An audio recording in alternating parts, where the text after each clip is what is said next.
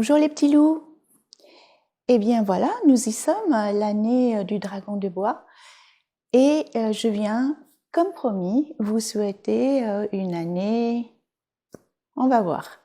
Alors Michel m'a demandé, qu'est-ce que tu vois pour l'année du dragon de bois? Ça m'a fait sourire parce que cette question bien innocente a touché une petite partie de moi qui attendait cette année avec l'impatience d'un enfant qui va à Disneyland. Alors, le dragon, s'il incarne en Europe le mal, par exemple Saint-Georges tuant le dragon, eh bien en Asie, c'est tout autre chose.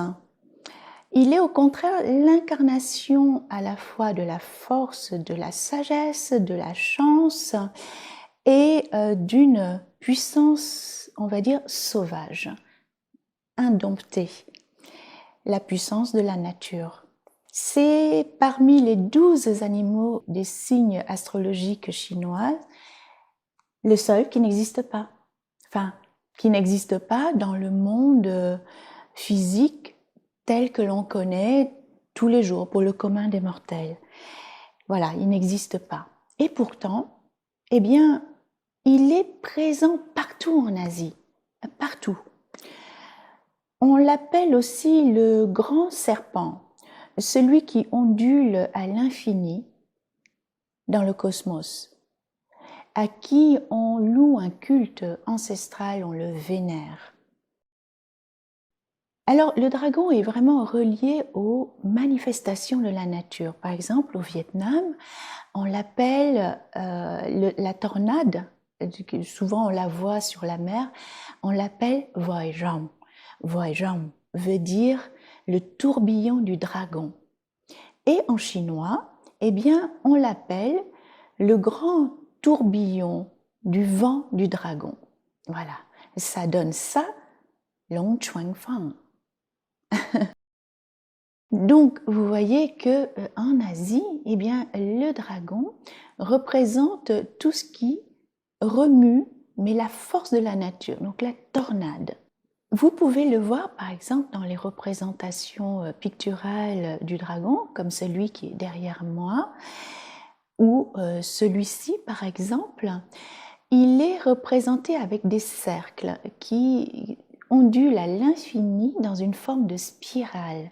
Il est la force qui nous érige vers le haut, mais pas en ligne droite, bien en spirale. Et si on prend le dessin de la spirale, on va partir de la base, comme nous tous. On dessine un grand cercle et au fur et à mesure, eh bien, on va monter jusqu'au fait, jusqu'à ce que les cercles se rétrécissent pour devenir un seul point. Eh bien, ce point, c'est l'exact centre du grand cercle de départ. Donc, lorsque la spirale est finie, lorsqu'elle nous a amenés vers notre évolution ultime, qu'est-ce qui se passe? Nous trouvons notre centre. Et lorsque nous trouvons notre centre, il peut y avoir tous les tourbillons de la Terre. Nous sommes ancrés. Nous sommes centrés et rien ne nous perturbe. Comme dit cet excellent texte de Kipling, reçoit défaite et succès sur le même front, c'est-à-dire avec le même cœur. Et ce cœur solide, cette force intérieure, eh bien c'est ce travail fini de la spirale. Voilà ce que nous propose le dragon avec son tourbillon. Alors, la spirale évoque aussi une autre image, celle de la vis. Plus nous montons, plus cette force se visse et s'ancre en nous. La vis, plus elle tourne, eh bien plus elle va pénétrer et plus elle va être ancrée. Eh bien c'est ça. Et c'est vraiment le travail, encore une fois, du Tai Chi Chuan, puisqu'on est là pour ça. C'est l'ancrage en même temps que le mouvement. En même temps qu'on se déplace, on s'ancre. N'est-ce pas magique? Alors, pour répondre à Michel, bien que je n'ai aucune intention de prédire l'avenir, 2024, c'est l'année du grand tourbillon. Seront éjectés loin de nous ce qui nous est futile, voire ce qui entrave à notre évolution, et au contraire, tout ce qui nous est important. Le cœur de notre essence sera plus que jamais ancré en nous. Alors, il y a sans doute ce que on conceptualise comme perte. Mais ces pertes-là, ce sont justement des choses superflues pour vous. Non, ce sont des gains. Car le dragon vous pousse à aller vers votre essentiel, dont vous gagnez en essentiel, en ce qui est le plus important, votre cœur. Vous gagnez votre cœur. Des 10 dragons des troncs célestes, celui-ci, en 2024, comme en 1964, c'est le dragon dans son élément, c'est le tout premier, c'est le dragon dans son tourbillon. Celui-là est bien dans sa peau, parce qu'il est chez lui, il est dans son élément le plus favorable. C'est un dragon qui jouit de tous ses pouvoirs, de toute sa force et de toutes ses grandeurs. C'est un dragon puissant mais bienveillant, patient et artiste. Pourquoi? Parce que c'est un dragon de bois.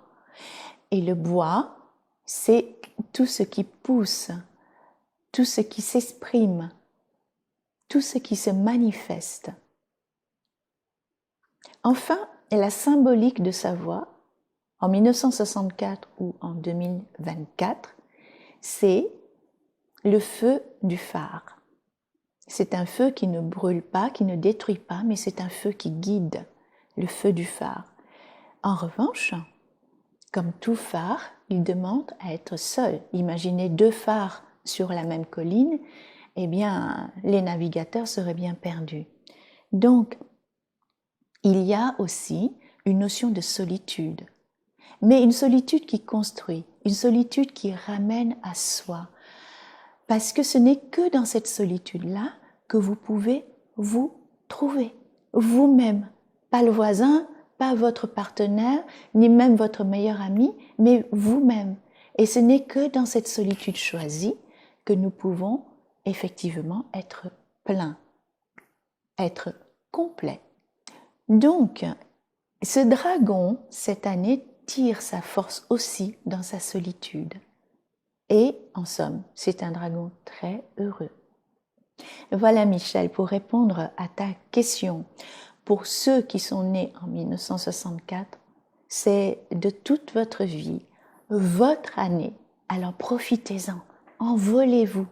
Et pour toutes les autres personnes qui ne sont pas nées en 1964, tous ces vols de dragons vont créer beaucoup de tourbillons. Alors accrochez-vous. Il y aura de fortes rafales. Mais ce sont des rafales qui nettoient. N'ayez pas peur. N'ayez pas peur. Alors pour fêter dignement cette année, forcément, je vous propose un mouvement qui porte le nom du dragon. Bon, ben cherchez pas. Dans le grand enchaînement 108 Yang, il n'y a aucun dragon. Bien que je pense que toute la forme, tout l'enchaînement du 108 Yang devrait s'appeler non pas Tai Chi Chuan, mais Tai Dragon, c'est-à-dire le grand dragon, le plus haut de tous les dragons. Parce que le Tai Chi Chuan repose sur les spirales.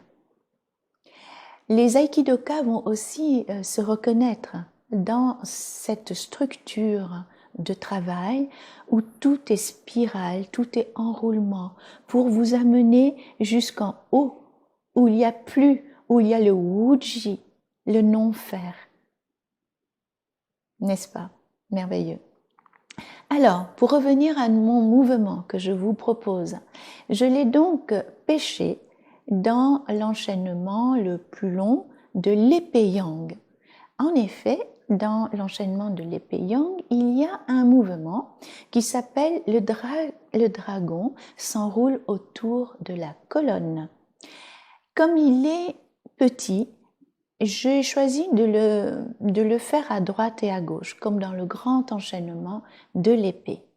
Là, encore une fois, nous allons obéir au mouvement primordial du dragon qui est l'enroulement. Ici, le dragon s'enroule autour de la colonne, donc nous avons forcément un axe vertical, l'image de la colonne, autour duquel va s'enrouler notre spirale. Ce n'est pas le mouvement le plus facile, je le conçois, mais c'est vraiment pour faire honneur à cette année que je l'ai choisi. Donc nous allons prendre notre temps pour installer les spirales qui seront là jusqu'au bout des doigts qui tiennent la poignée de l'épée. C'est un mouvement complexe, mais toute complexité est faite d'un enchaînement de simplicité. Donc, ça va être simple. Ce qui m'amène forcément à vous parler de l'épée en Tai Chi Chuan. Alors, la lame de l'épée en Tai Chi Chuan est souple, contrairement aux lames un peu plus rigides des formes externes. Cette souplesse va permettre justement à l'énergie de la spirale de s'exprimer dans ses vibrations. Parce que si elle est trop rigide, vous ne ressentirez pas cette vibration particulière. Ceci est mon point de vue très personnel. En Tai Chi Chuan, pour moi, la pratique de l'épée, enfin l'outil de l'épée, c'est un petit peu comme la baguette du sourcier. Elle vous permet de ressentir les vibrations très fines qui se manifestent à travers cette extension de vous qui est l'épée. Alors pour moi, elle n'est pas là pour détruire, pour tuer, pour couper, pour blesser, quoi que ce soit. Elle est là, c'est juste un prolongement de notre énergie, et puisque notre énergie a été travaillée, polie, guidée dans la pratique du Tai Chi Chuan, alors elle peut s'exprimer à travers la lame, que seul celui qui la tient peut ressentir. Il n'y a pas à se prouver quoi que ce soit. Il n'y a pas de démonstration. Il n'y a pas besoin de montrer à qui que ce soit. Le travail de l'épée, c'est un travail super intime que vous seul pouvez ressentir. Par exemple, vous goûtez un gâteau, eh bien, vous seul pouvez l'apprécier, le goûter à votre valeur à vous. Votre voisin, il peut pas avoir ce même goût. Ça va lui appartenir quand il va goûter le gâteau à son tour. Vous voyez? C'est un peu, oui, comme le travail exactement du sourcier avec sa baguette. Ça lui appartient. Et là, on rejoint le dragon dans son tourbillon. C'est un dragon super heureux parce qu'il est dans son tourbillon, il est dans ses ressentis à lui et ça lui appartient. Il est at home. En fait, le travail de l'épée, c'est comme si vous êtes at home, dans votre foyer, vous êtes chez vous et ça vous appartient. Vous êtes pleinement heureux. Voilà un peu comment je vois le travail de l'épée. Évidemment, c'est juste pour fêter l'année du dragon de bois, qui est bien chez lui, que je vous propose ce mouvement unique. Cette série de vidéos pratiques que je vais vous proposer ne vont pas traiter du maniement de l'épée dans sa profondeur, mais les bases essentielles pour ce mouvement unique qui, je vous rappelle, est complexe. Il est aussi interprété de manière différente selon chaque expert, comme vous pouvez le voir ici. C'est un enroulement de dragon autour d'un axe parfait, dans une spirale parfaite. Mais rassurez-vous, je vais vous montrer la forme classique, moins acrobatique que celle-ci, donc on ne va pas se casser la figure tout de suite. On veut bien être dragon, mais d'abord on veut apprendre à battre les ailes avant de nous élancer dans les cieux. Donc, pour notre prochaine session de vidéo pratique, ce serait idéal, évidemment, si vous aviez déjà une épée. Si, je suppose, comme la plupart d'entre vous n'en avez pas, alors prenez un bout de bâton. Je vous rappellerai dans les vidéos pratiques comment choisir son bâton ou son épée, évidemment. dans sa longueur et dans son poids. En attendant de vous retrouver dans les futures vidéos pratiques, je vous souhaite une belle aventure 2024. À bientôt!